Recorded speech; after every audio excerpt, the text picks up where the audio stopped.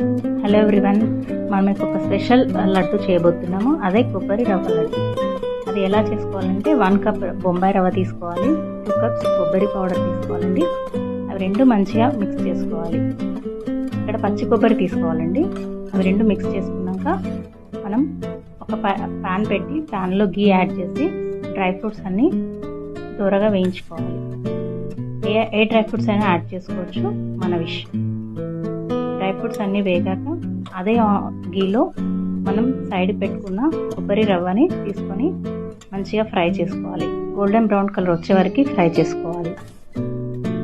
చూపిస్తున్న విధంగా రవ్వ మంచిగా వేగాక గోల్డెన్ బ్రౌన్ కలర్లో ఆ రవ్వ సైడ్కి తీసుకొని మళ్ళీ ఇంకో కడాయి పెట్టి అందులో మనం వాటర్ యాడ్ చేసుకోవాలి.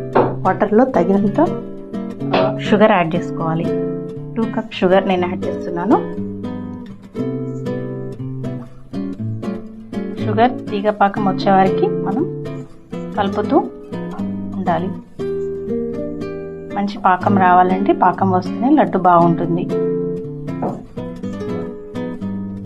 చూపిస్తున్నట్టుగా చిన్న బౌల్లో అది షుగర్ సిరప్ వేస్తూ చూడాలి పాకం వచ్చిందా లేదా. పాకం వచ్చాక మనం తీసుకున్న కొబ్బరి రవ్వ మిక్చర్ అందులో వేస్తూ మంచిగా కలపాలి.